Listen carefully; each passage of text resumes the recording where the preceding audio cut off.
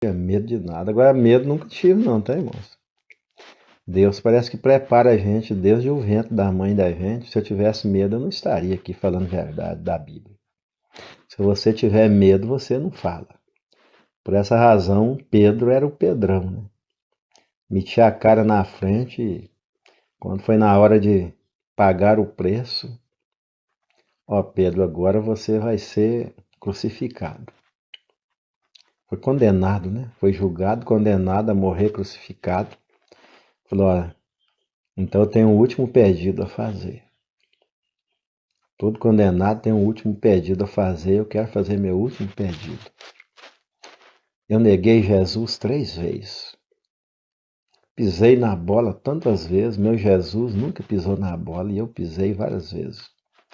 Então jamais posso me comparar a ele, eu não quero morrer igual ele morreu, não. Eu quero morrer de uma forma pior do que ele. Me crucifiquem de cabeça para baixo, por favor.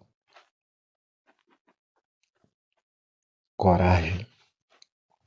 Coragem de dar sua vida pelo Evangelho.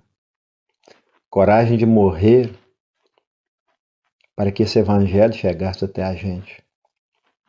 Recebeu tantas propostas para aliviar. Pedro, vou te soltar. Gad Manlau, você vai ser livre. Você não vai ser mais perseguido, mas com uma condição. Nunca mais fale, nem ensine mais em nome desse Jesus. E Pedro disse, eu recuso essa proposta. Eu prefiro morrer. Julgai entre vós mesmos o que vocês quereis fazer comigo. Porque eu jamais poderei deixar de falar do que eu vi e ouvi Jesus fazer.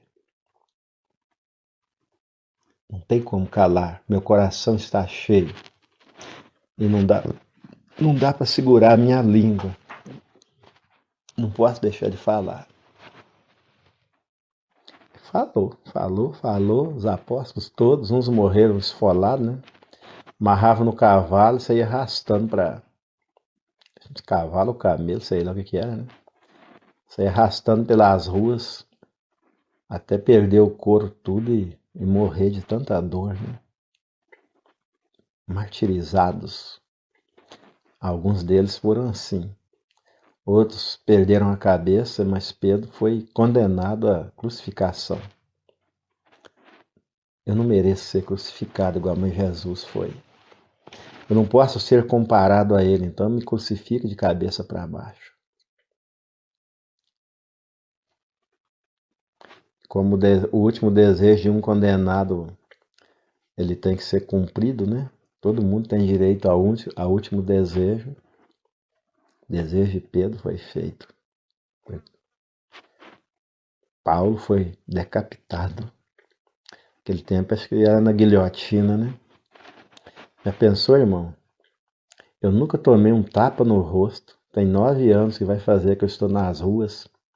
Entro nas praias lotadas. Muitos já me enfrentaram querendo me tirar, querendo zombar, querendo afrontar Deus. Caíram por terra um a um. Deus me defendeu. Nunca me bateram. Já falaram que ia me matar.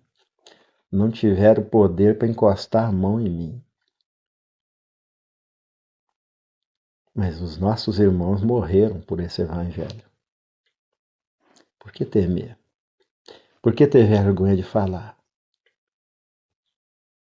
É uma missão de cada um de nós. Nós precisamos testemunhar. Deus Todo-Poderoso, Criador dos céus e da terra, mais uma vez nós agradecemos ao Senhor pelas maravilhas que o Senhor tem operado em nossas vidas.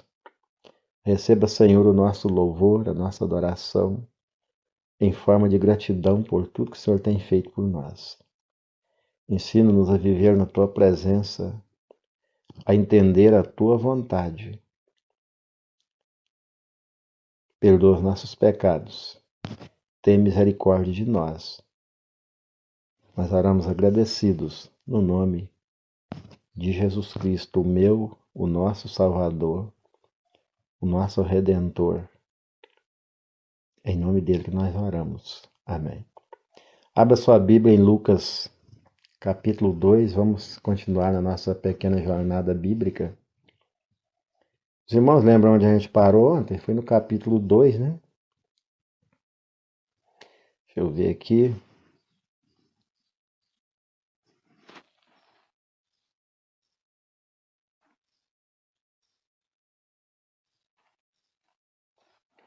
Eu li o capítulo todo, mas eu falei que a gente ia voltar, né?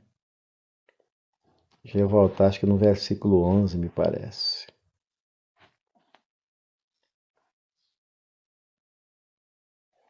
É quando os anjos se apresentaram aos pastores. Parece que foi ali que nós paramos. Para quem está acompanhando a nossa pequena jornada, a verdadeira história do Natal, né? Parece que já passou 4 dias, né? Começamos no dia 20. Acho que hoje é o quarto dia. E a gente espera terminar amanhã, né? Para a gente conhecer a verdadeira história do Natal. Começamos com João Batista, foi nos anjos, né? Então, e estamos continuando, né? Para quem não está acompanhando desde o início, talvez fique algumas dúvidas, mas você pode voltar em Lucas 1, né? Começa no capítulo 1, você vai ver João Batista, você vai ver sobre Jesus. E aqui nós já estamos adiantados, né? Se a gente não continuar, a gente não termina, né? A verdadeira história do Natal. E, e aí a gente precisa esquecer Papai Noel, tá, gente? A gente pode festejar e tudo, mas é Jesus, não é Papai Noel, não. Papai Noel é o Nicolau que resolveu fazer bem às pessoas, um crente fiel, né? Na época, não me lembro qual é o país que ele nasceu, se alguém souber, me lembro, não sei se é na Noruega, onde é, né? Ele começou a fazer bem, né? Distribuir presente para as crianças carentes e acabou surgindo a lenda do Papai Noel, né? Ele não fez isso para aparecer, mas acabou que o povo é assim. Queriam também adorar a Pedro e João quando eles, em nome de Jesus, curaram aquele homem ali na Porta Formosa, né? 38 anos que o homem tinha, nunca tinha andado. Aí, olha como que é as coisas. Pedro e João vai entrando no templo, aquele coxo estende a mão e Pedro diz, olha, não tenho nem moeda para te dar, mas o que eu tenho eu te dou. Em nome de Jesus, levanta e anda. O homem levantou na mesma hora. Primeiro Pedro disse, olha para nós, olha para mim. Ele olhou e falou, ó, em nome de Jesus. Falou com firmeza, com certeza, tá, gente? Oração tem que ser com certeza. Não adianta ficar orando e não ter certeza, não conhecer o seu Deus e não entender que Ele pode fazer o milagre. Olhou no olho do homem e falou: em nome de Jesus, o que nós temos, nós te damos. Em nome de Jesus, levanta e anda. Na mesma hora, o cara pulou e começou a pular e saltar e dar glória a Deus. E agora entrou no templo com Pedro e João. Aí agora que viram que aquele homem, todo mundo conhecia, ele ficava ali há 38 anos na Porta Formosa pedindo esmola. Caramba, são deuses.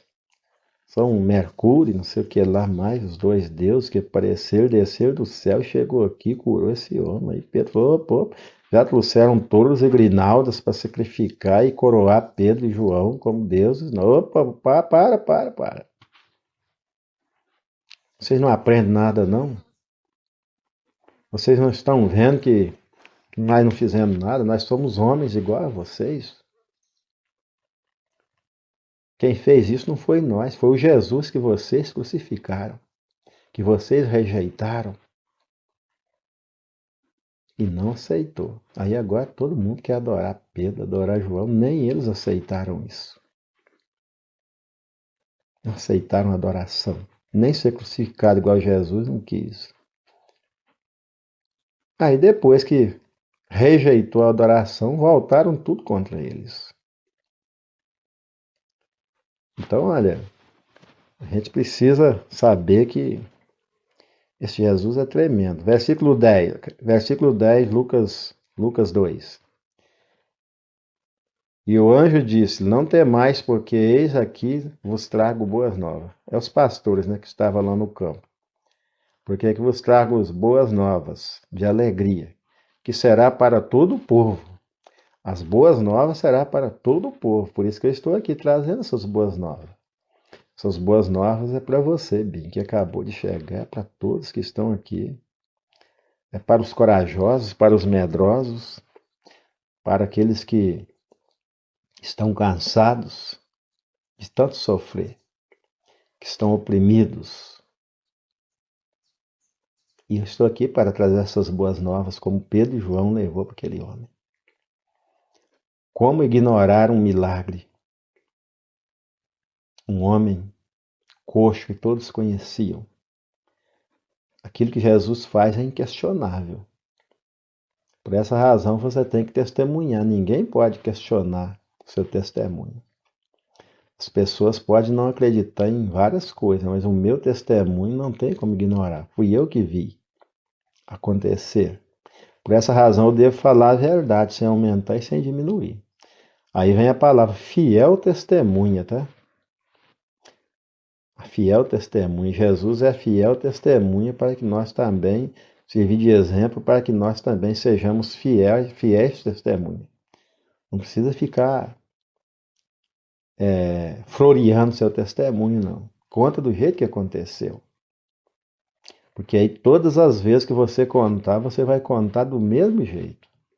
Agora, se você ficar floreando seu testemunho, criando sensacionalismo para impressionar as pessoas, aí toda vez que você contar, você vai esquecer daquilo que você acrescentou ou diminuiu, e aí seu testemunho vai sair diferente todas as vezes.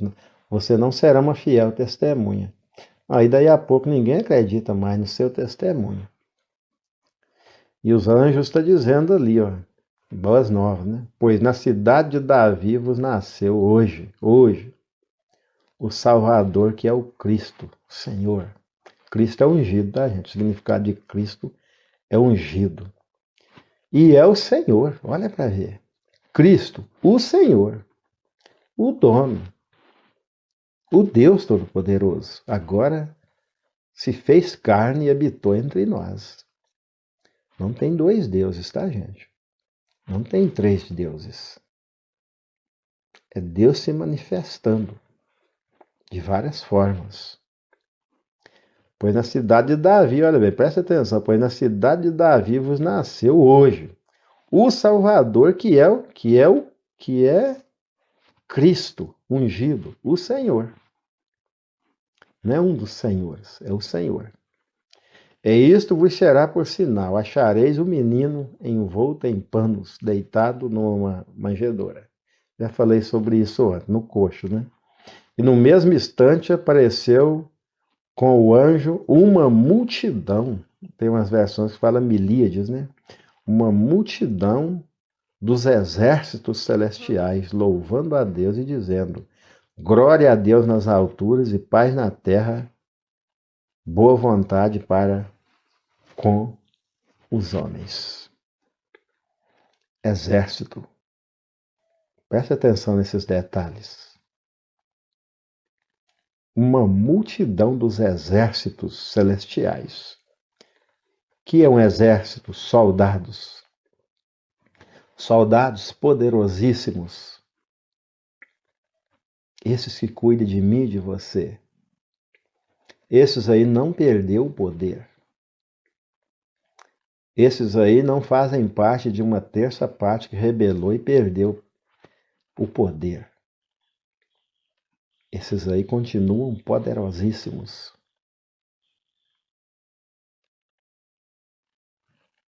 Uma multidão dos exércitos celestiais são esses que cuidam de mim e de você. Por essa razão o Senhor diz: não temas, porque eu sou contigo, não te assombre, porque eu sou teu Deus, porque o anjo do Senhor acampa ao redor daquele que o teme, tá? Detalhe, do que daquele que o teme e o livra de todo mal. Não precisa ter medo de nada.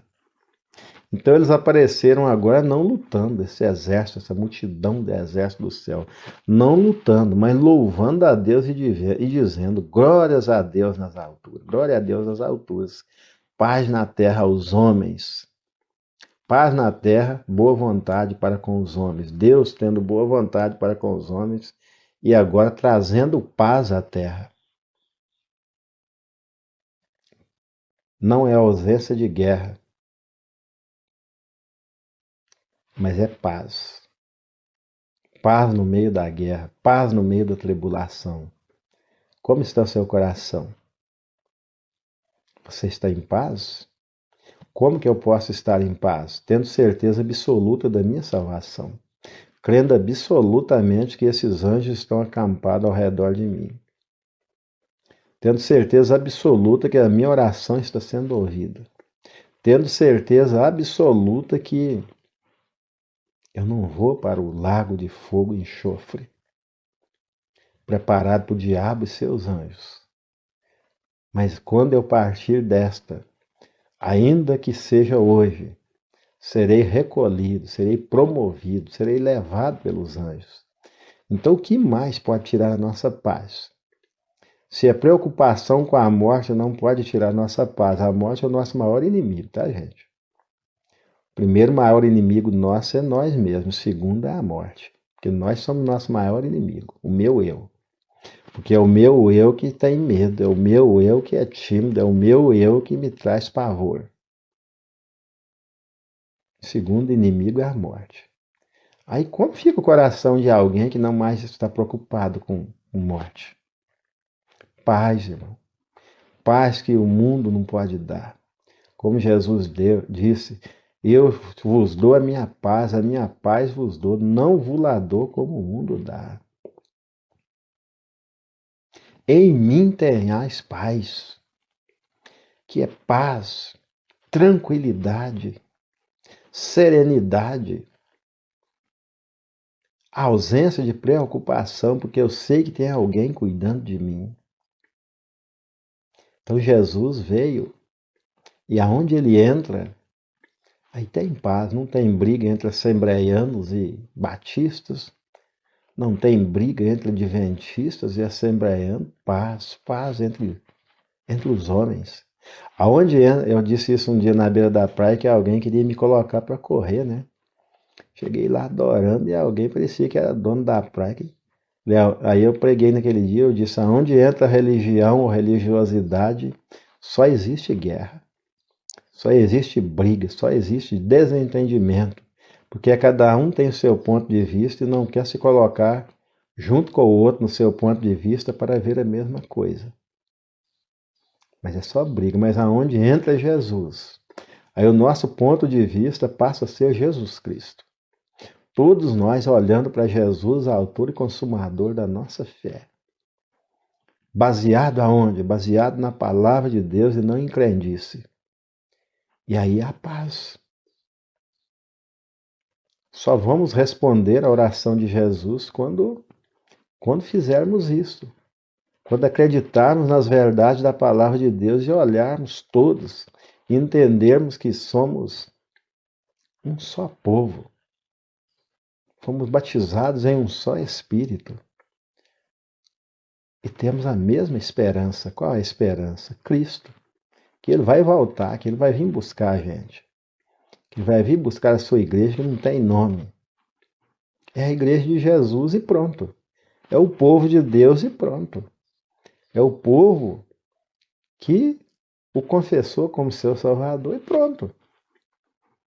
O dia que sair a visão humana e entrar a visão de Deus, aí acabou a bagunça. Onde entra Jesus, acabou a contenda. É paz.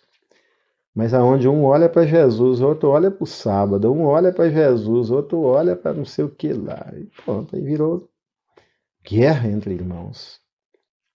É um matando o outro, é um julgando o outro, é um querendo destruir o outro, cada um é dono da sua própria verdade. Agora, a verdade não é Jesus, agora a verdade é as crendices. Aí é cada um puxando para lá, para seu sardinha, para o seu prato. Ainda enche o peito e diz a minha igreja. Aí eu criei a frase lá em Rondônia, depois de um acontecimento, né? Quando o púlpito é do pastor, o pastor usa o púlpito. Mas quando o púlpito é de Deus, Deus usa o pastor. Mas tem gente que tomou posse da igreja, agora diz que a igreja é dele. Que pode ser seu, é a sua denominação, o seu império religioso, a igreja é de Jesus. E ele vai vir buscar ela, não vai vir buscar império religioso. Criou-se hoje impérios e mais impérios religiosos. Cada um manda no seu império, cada um no seu quadrado. Com Deus não é assim. É um por todos e todos por um. É união. Não estou falando aqui de ecumenismo, tá, gente? Eu estou falando de igreja. Ecumenismo é outra coisa. Então, a notícia, né? A notícia que aqueles anjos vêm trazer para aqueles pastores. E aconteceu que ausentando-se, foi momentando, né? Alegria no céu, porque Jesus nasceu. E aconteceu que ausentando-se deles, os anjos para o céu, olha, voltaram para o céu, vieram receber Jesus, agora voltaram para o céu e disseram os pastores uns aos outros: Vamos, pois, até Belém e vejamos isso que aconteceu e o que o Senhor fez, nos fez saber. Irmãos, esqueceram que tinha ovelhas. Agora até os pastores olharam para Jesus. Os pastores agora deram prioridade para Jesus. Tinha uma obrigação de estar ali no deserto cuidando das ovelhas, mas agora priorizaram Jesus. Vamos ver que é isso que o Senhor nos fez saber. E foram apressadamente. E as ovelhas ficaram lá. A Bíblia não diz que eles levaram as ovelhas. As ovelhas ficaram lá. Foram apressadamente correndo para fazer o que os anjos levaram a notícia para eles, ó, nasceu Jesus e agora alegria total. Jesus pode nascer no seu coração hoje, tem irmãos que fica, olha, é triste, às vezes na igreja um pecador se arrepende e os irmãos dos filhos pródigos, né? Aquele filho pródigo volta e o irmão, aqueles outros que estão lá, tem muitos que são irmãos do filho pródigo. Fica com a cara feia. Aí agora esse cara vai chegar, olha, vai tomar o meu lugar. Agora ele vai ser o tesoureiro, agora ele vai ser o secretário, agora.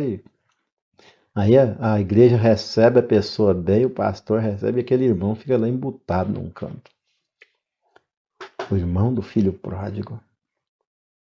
Está na casa do Senhor, é filho, tem anos e anos. Nunca aprendeu a desfrutar daquilo que tem na casa do Pai. Nunca entendeu que tudo que é do Pai é dele. Não precisa do Pai oferecer.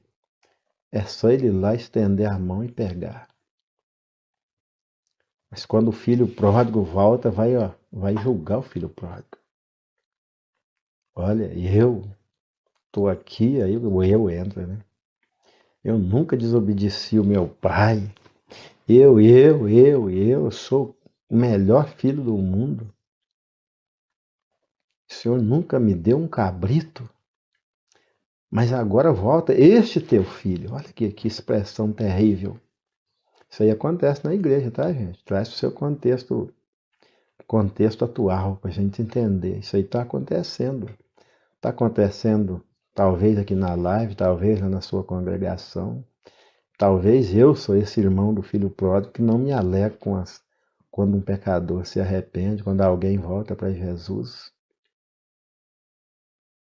Então, quando vem contando uma bênção, caramba, eu estou pedindo há tanto tempo, estou aqui sofrendo, estou aqui pedindo, não, estou aqui sofrendo aqui como um servo de Deus e Deus não me dá nada. Esse camarada já tem esse testemunho para contar. Não, irmão, você não busca, você não bate.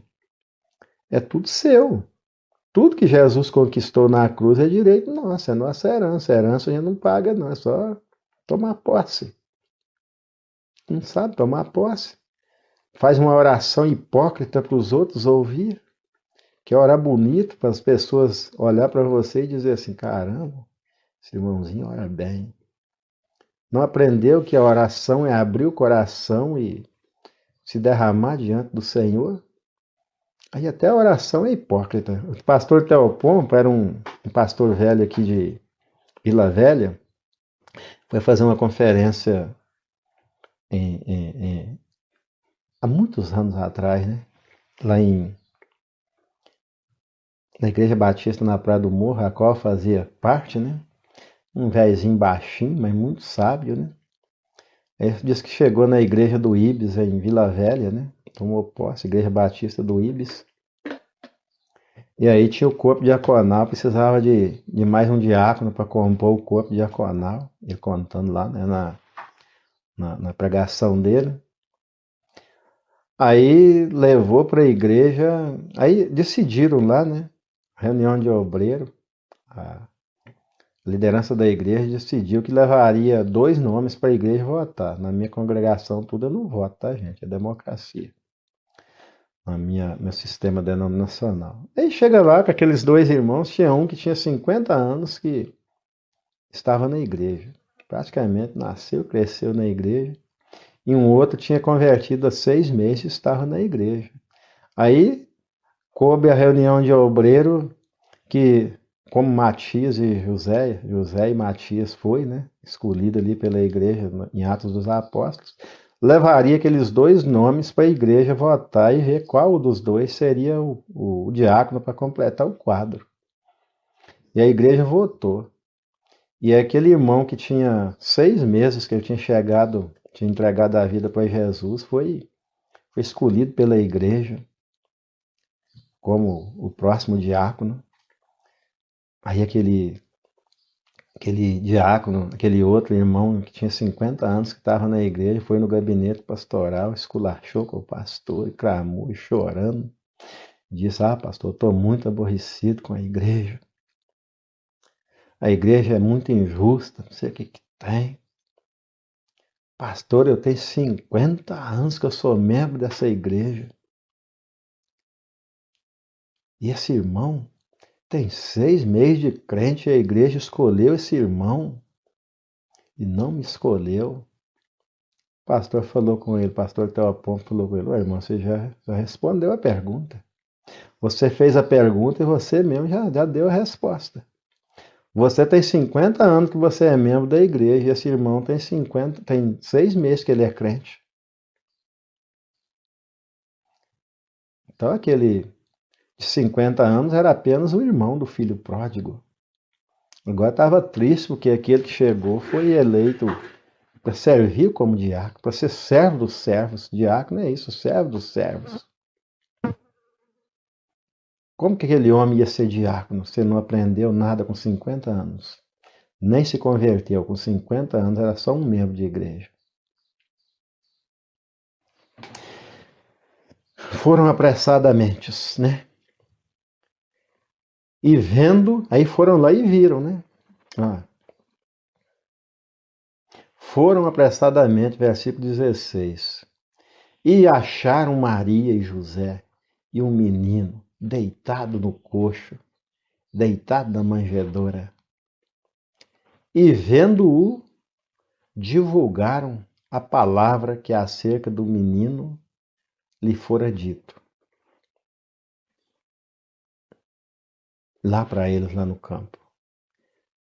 E todos os que ouviram se maravilharam do que os pastores lhes diziam. Olha bem, aí vem o testemunho. Olha o que é o testemunho. Olha, nós estávamos lá no campo, pastoreando nossas ovelhas. Não sei quantos pastores eram. Olha, mas apareceu uma multidão de soldados celestiais, né, que eram do exército celestiais. E falou com a gente na maior alegria, deu notícia. Caramba, mas os anjos falaram com vocês, os anjos foram levados. Foram lá no deserto, os anjos foram lá contar para a gente que em Belém nasceu o Salvador, Cristo, Senhor.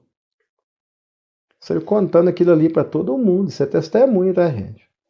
É você testemunhar, contar tudo aquilo que você viu e ouviu, aquilo que Deus fez na sua vida, aquilo que Deus falou com você. É a sua experiência, aquilo ali foi a experiência dos pastores. E Quem ficou cuidando das ovelhas? Largaram tudo para lá, gente. Por Cristo, a gente tem que deixar tudo. O que adianta o homem ganhar o mundo inteiro e perder a sua alma? Jesus contou ali a parábola daquele homem, né? Ele disse, olha, certo homem era muito rico, tinha uma fazenda muito boa, e as plantações dele produziram muito, ele estava produzindo uma colheita tremenda, e aquele homem agora, a bênção se tornou um problema para aquele homem, porque começou a razoar em seu coração, o que vou fazer, o que farei? Meus celeiros são pequenos e vai produzir muito, é muita colheita, onde eu vou guardar? Aí lá no seu coração egoísta ele disse, olha, já sei o que eu vou fazer. Cheio de dinheiro, né? Vou mandar quebrar todos os celeiros pequenos e fazer celeiros enormes. Vou guardar tudo que eu estou colhendo. Ele nunca lembrou de Deus na palavra dele ali. Toda a minha colheita, vou guardar e vou dizer para minha alma, descansa minha alma, come, bebe, regala-te, fica tranquila, tem um depósito para muitos anos. Aí Jesus diz assim, louco, essa noite pedirão a tua alma, e o que você tem? Para quem será? Se Jesus te chamar hoje, o que você tem? Para quem será? Para onde você vai? Qual será o destino da tua alma? A gente tem que pensar nisso 24 horas por dia, gente. A nossa alma é o maior tesouro que nós temos. O nosso corpo é só a casa dela. A hora que essa casa for levada pela Covid, for levada pelo câncer, for levada, porque só tem 3 tipos de morrer, tá, gente? Acho que é 3 tipos que eu estava falando um dia desses. A morte nunca vem sem desculpa. Ela vem na hora que muitas vezes na hora que ninguém espera. Quando você espera, ela não vem. A gente morre de velho, né? Não tem jeito. Se escapar de novo, vai morrer de velho. Morre doente, morre de acidente ou assassinado. Sempre vai ser assim, não tem outro jeito de morrer. E aí, quem sabe a hora? Ah, não estou doente, mas e aí? Se tá velho, pode esperar. Um dia eu estava aqui na minha casa, aí a minha esposa me entende muito bem, não, tá, gente? Ela acha que eu não tenho sentimento. Aí eu moro a 270 quilômetros da minha família de sangue. Meu pai com 85 anos. Aí meu pai não adoeceu para morrer, não. Mas eu sempre com o tanque do carro cheio, preparado. Não, naquela época não tinha carro ainda não. Agora eu fico sempre com o tanque cheio, né? Preparado, tudo certinho, os documentos que a gente não sabe. A hora que tem que sair assim na hora e aí tem que estar tudo certo. Aí, quando é 5 horas da manhã, o telefone toca, eu já tinha telefone. Aí notícia que meu pai faleceu. Aí eu saí de lá, falei com a minha esposa, falei, olha, meu pai faleceu.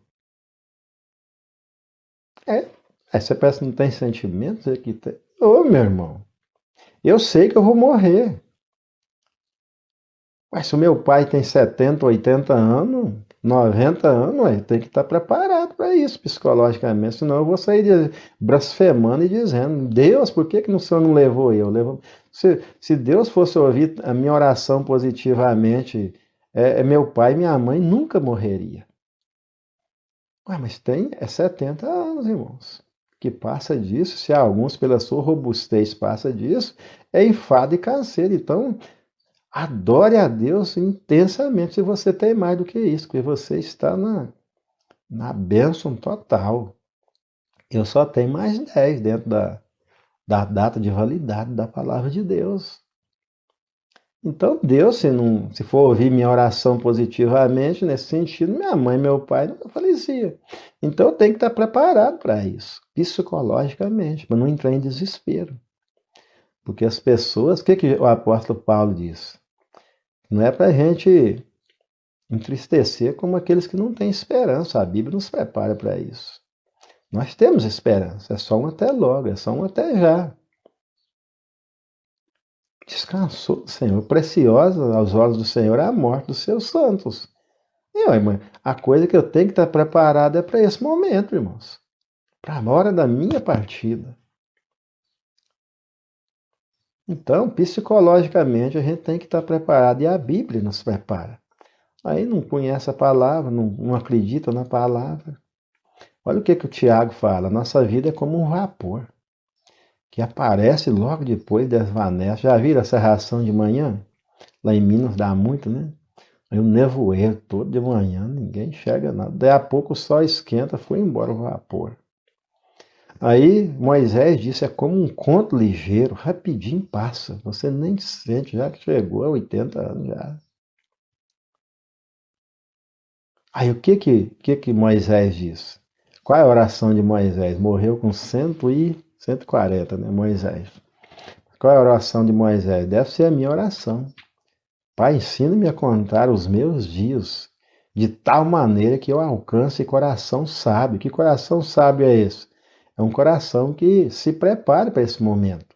Se você não está preparado para esse momento, me perdoa, mas você pode ter diploma de tudo quanto é coisa, mas você não está preparado. Os diplomas vão ficar tudo aí. A gente tem que estar preparado para esse momento. Vamos voltar para o nosso texto.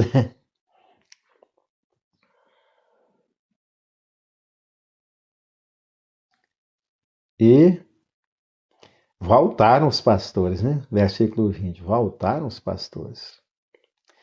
Mas Maria guardava todas estas coisas, conferindo-as em seu coração.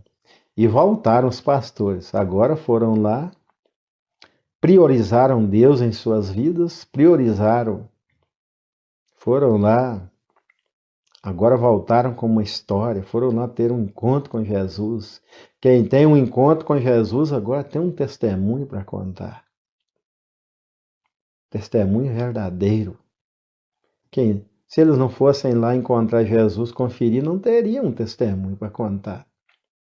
Mas agora foram testemunhas, foram lá e contaram o que os anjos falou para eles e agora voltam contando que realmente era verdade, que Jesus estava lá, do jeito que os pastores falaram, envolvido em panos.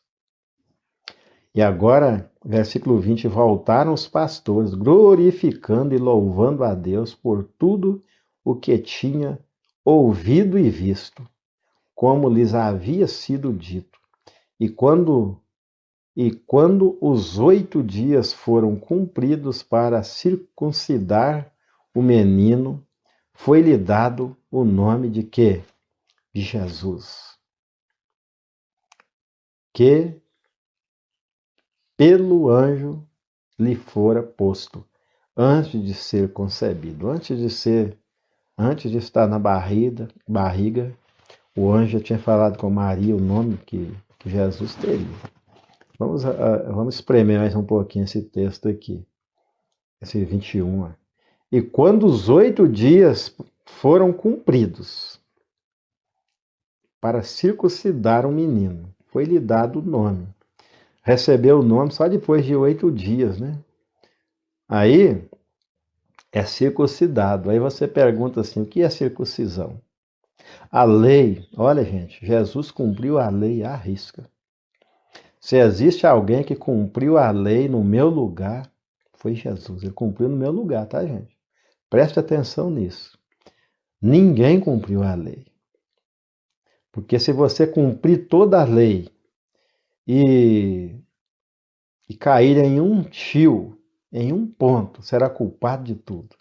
Ou você cumpre impecavelmente 100%, seria essa a condição, ou se você errar em um pontinho, você é culpado de tudo. Você perdeu tudo que você fez. Por essa razão, nenhuma carne será justificada pelas obras da lei. Porque nenhum homem, a não ser Jesus, cumpriu toda a lei. Então, por essa razão, ele é o justo e justificador daquele que tem fé nele. E ali, o menino, com 8 dias, já começou a lei ser cumprida nele. Qual era a lei? Todo menino. A gente vê lá em Moisés. Moisés foi muito criticado por isso, que ele circuncidou os filhos dele. E o que era circuncisar? A circuncisão era com a pedra, tá, gente? Não era com faca nem com estilete, não. Todo menino homem, pela lei, teria que ser circuncidado. Aí pensa aí na crueldade. Eu vou ser claro para você pensar o que que é. Imagine se você tivesse que pegar o seu filho e fazer isso hoje. Você teria que pegar o seu filho com 8 dias, e lá no pênis dele tem uma pele, você tinha que cortar com uma pedra e descobrir totalmente a cabecinha do pênis dele. Imagina bem um menino gritando na sua mão e você fazendo isso com o seu filho com 8 dias de idade. Aí, mas a lei mandava fazer isso. Quando chegaram do deserto para atravessar o Jordão, durante o deserto, nós fizemos a jornada aí e aprendemos. Nenhum daqueles homens que nasceram no deserto foram circuncidados, foram só eles, os outros morreram tudo. Quem saiu do Egito saiu circuncidado, mas quem no deserto não foram circuncidados, ninguém. Quando chegou para atravessar o Jordão, foi uma exigência de Deus, agora vai circuncidar todos os homens. Aí imagina bem, um homem de 40 anos. Olha a humilhação. Ter que mostrar aquilo que tanto esconde, né? E agora com a pedra, Josué, parece que ele elegeu ali, tinha mais gente, né? Como um médico, cada homem foi circuncidado. Não sei quantos, mas era muita gente. Imagina bem o tanto que aquilo doía. Aconteceu isso com os filhos de Jacó. A coisa é tão pesada que quando Jacó chegou na terra, que ele saiu do. Quando ele chegou ali na terra onde Abraão tinha passado, teve uma cidade lá que alguém pegou a filha de Jacó, Diná, e fez mal a ela, né? Acabou estuprando a menina. E aí aquele povo aceitou fazer parte do povo de Deus e Jacó falou com ele: só tem um jeito para você casar com a minha filha. Você tem que circuncidar. Aí aquela tribo todinha aceitou ser circuncidado porque aquele homem era o líder da tribo. E ele exigiu, ele mandava, todos tinham que obedecer.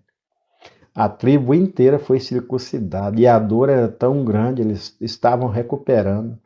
Aqueles 12 filhos de Jacó, que estavam com o coração cheio de mágoa por causa daquela ato que aquele homem fez, invadiu aquela tribo e matou todos os homens. Eles não tiveram condições de se defender, porque estavam todos circuncidados. Imagina a dor.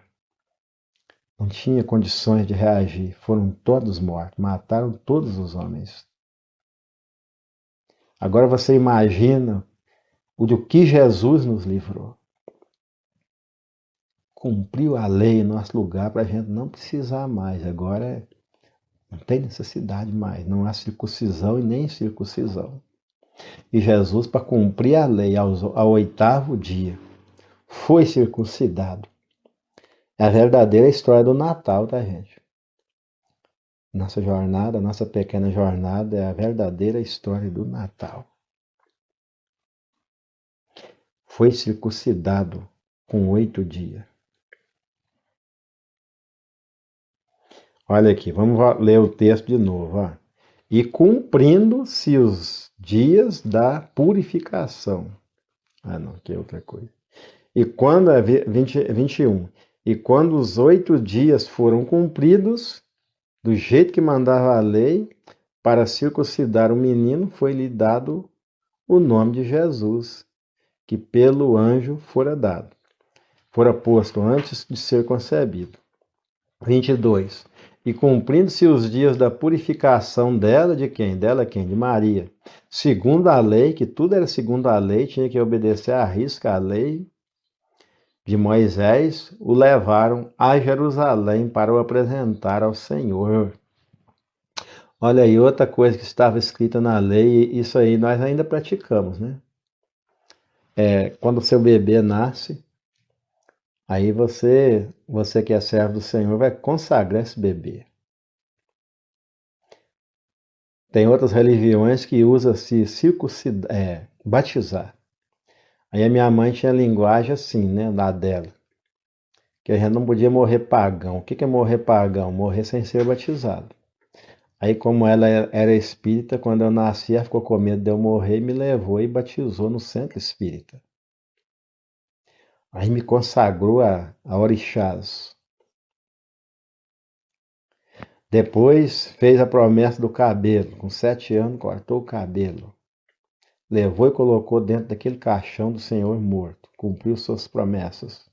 Um ritual, me consagrando o filho. Olha aí, consagrando o filho a essas coisas.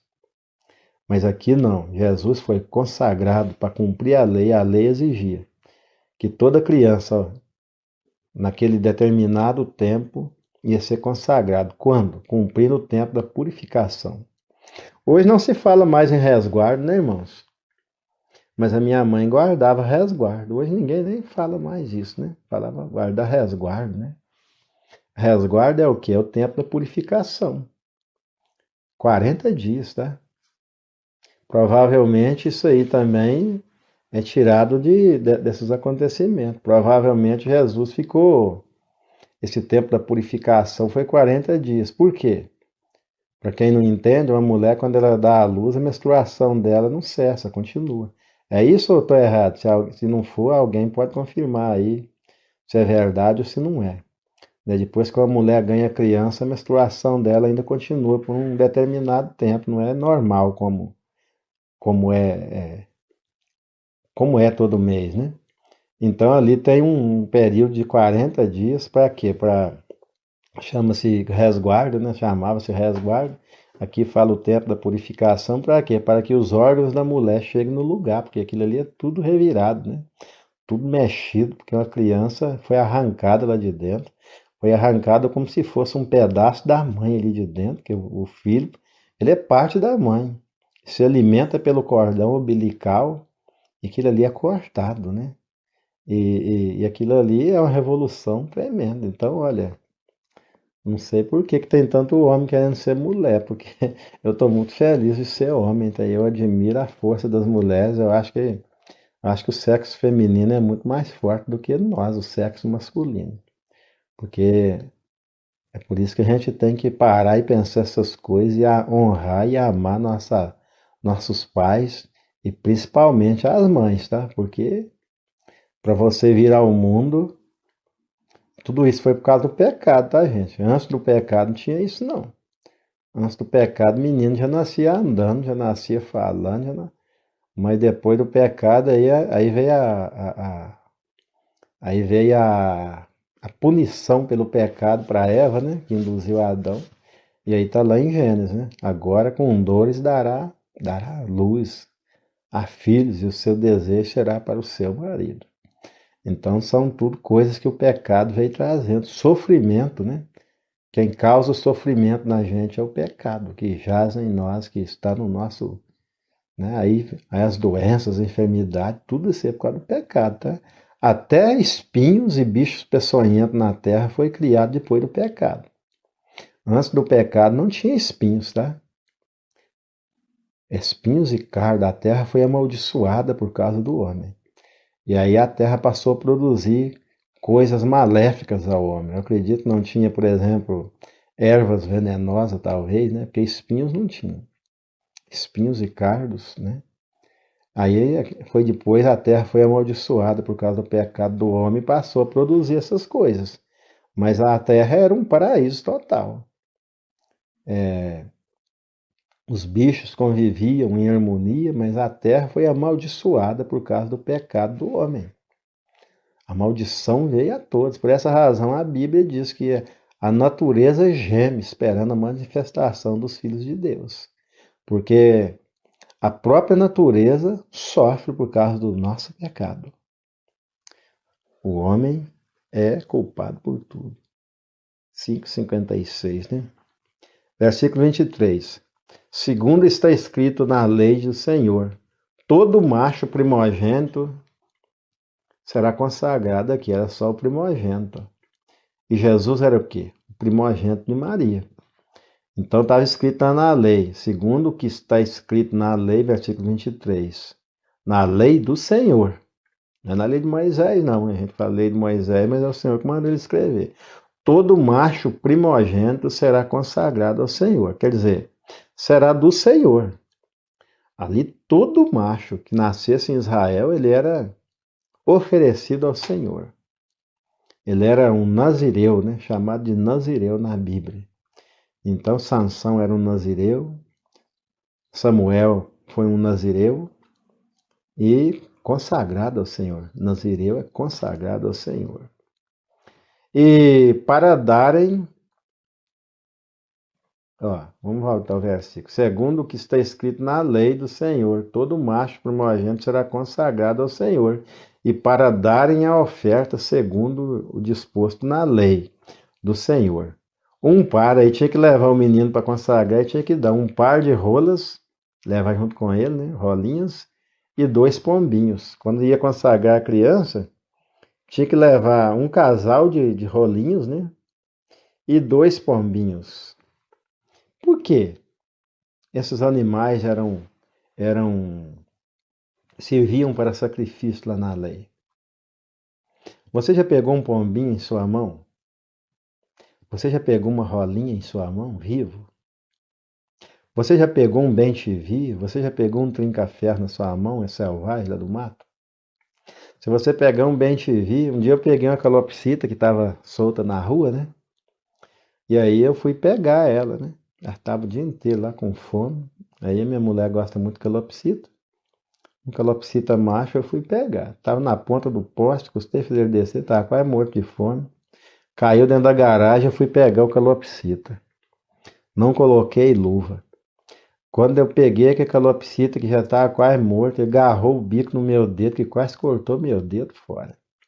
Para aquele calopsita soltar meu dedo, quase que eu fui preciso quebrar a cabeça dele apertando para ele soltar meu dedo. Fez um corte no meu dedo.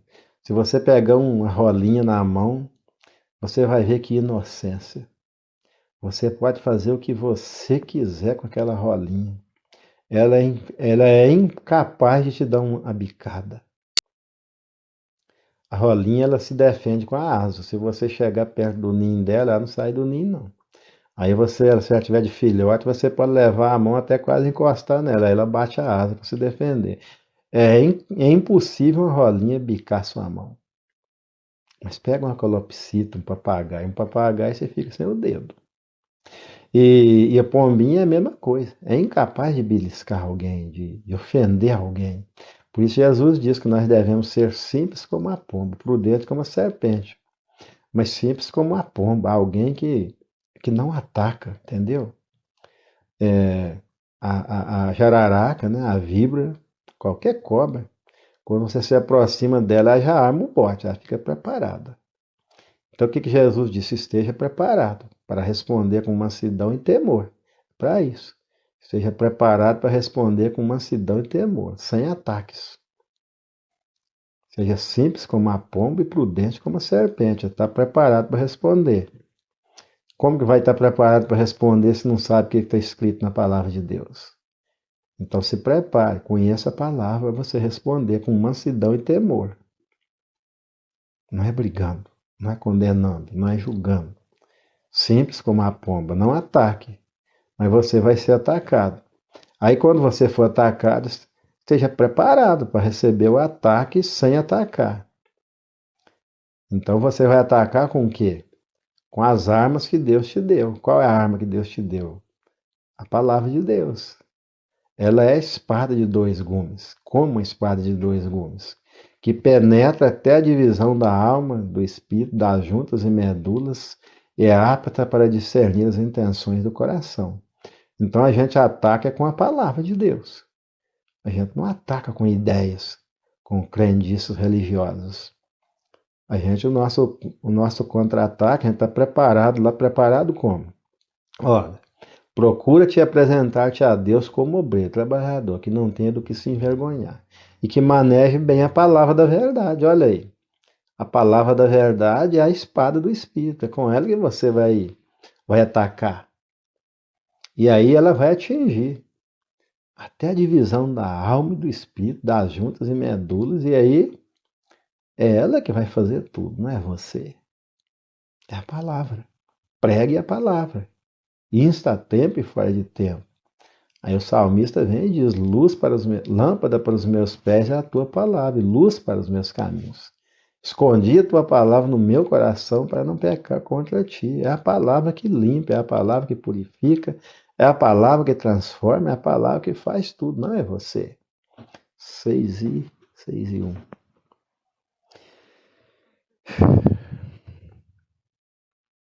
E havia em Jerusalém um homem cujo nome era Simão. E este homem era justo e temente a Deus, esperando a consolação de Israel. E o Espírito Santo estava sobre ele. Simão, mesmo nome de Pedro, tá? Pedro também chamava Simão. E foram revelados pelo Espírito Santo que ele não morreria antes de ter visto o Cristo, o Senhor. Olha, você não vai morrer antes de você ver o Messias, o enviado de Deus. E aquele homem era crente, acreditou na promessa de Deus. Versículo 27. Pelo Espírito foi ao templo. Olha bem. Deus te manda você ir, você não vai. Não, hoje eu não vou não, que a minha cabeça está doendo. Aí você perde a bênção. Aí você perde a promessa de Deus, só vai se cumprir na sua vida se você obedecer. Se você não obedecer a Deus, não vai cumprir a promessa de Deus na sua vida. Depende de você. É a oportunidade que passa. A live de amanhã não vai ser igual à live de hoje. Jamais. O que está sendo falado aqui hoje, tem muitas coisas aqui que nunca mais vai ser falado. Então você que está aqui e ficou aqui, você está aproveitando a sua oportunidade. Aonde Deus está falando, Ele levou você, fica lá, vá. Não fica entrando e saindo. Deixa Deus falar com você. Você tem promessa de Deus. Mas como que Deus vai cumprir essa promessa em você se você não tem sossego? Se você está preocupado, caçando comida, aonde tem uma comida melhor? Para encerrar, eu conto uma historinha, me lembra aí, tá? E pelo Espírito foi ao templo, pelo Espírito, não é porque ele quis. E quando os pais trouxeram o menino Jesus para com ele, procederem segundo o uso da lei, a apresentação de Jesus, né? Ele então tomou em seus braços e louvou a Deus e disse: Agora, Senhor, despede-me em paz. Despede em paz o teu servo, segundo a tua palavra, segundo o que o Senhor falou. Cumpriu a sua palavra em minha vida, pois já os meus olhos viram a tua salvação,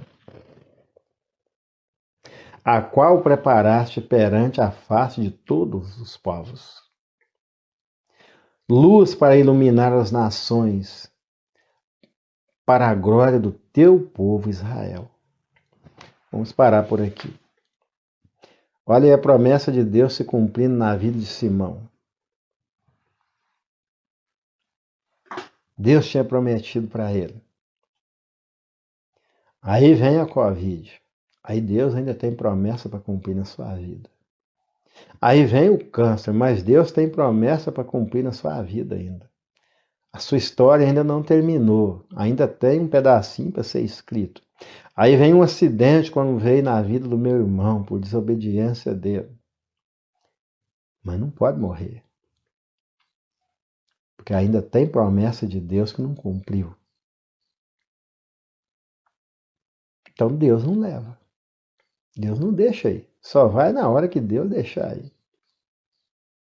Se você é obediente, se você é temente a Deus, todas as promessas de Deus se cumprirão em sua vida. Aí você pode ir em paz como Simão. Agora, Senhor, pode me levar. Estou tranquilo. Aí acabou o medo da morte. Tem um ditado que diz que ninguém nasceu para semente, né? Não é muito certo que a gente é semente, até nosso sangue é semente. O sangue de crente é semente. Então, irmãos, olha, sem fé é impossível agradar a Deus. Sem certeza é impossível agradar a Deus. Tinha uma irmã na igreja que eu ficava com pena dela, que ela reclamava muito, muito trabalhadeira na igreja. Não faça para os outros ver. Faça para Deus ver. Não fique gloriando naquilo que você faz. É só a sua obrigação. Agora fugiu da mente a historinha que eu ia contar. Ia contar uma historinha aqui para encerrar, mas tá bom, vamos abrir a janela. Vamos orar? Vamos agradecer a Deus. Pai, muito obrigado por esses momentos diante da Tua palavra que fala profundamente aos nossos corações, nos ensina, nos corrige, nos transforma, muda o direcionamento de nossas vidas. Muito obrigado por essa palavra. Que essa palavra possa ficar cravada em nossos corações, gravada em nossos corações, e possamos receber do Senhor todas as promessas. Mostra-nos, ó Deus, a direção que devemos tomar, porque nós não queremos perder, ó Deus, o cumprimento da promessa do Senhor em nossas vidas. As promessas do Senhor têm momento, têm milagre para acontecer no momento certo. Mas nós precisamos estar no lugar certo, fazendo a coisa certa, da maneira certa, para que entendamos essas promessas e a recebemos e tenhamos paz em nosso coração. Muito obrigado, Deus, por cada pessoa que passou por aqui. Aqueles que oraram aqui na rolagem, fazendo um pedido de oração. Receba cada um desses pedidos e atenda segundo o teu querer, segundo a tua vontade. Porque nós oramos agradecidos ao Senhor no nome poderoso de Jesus. Amém.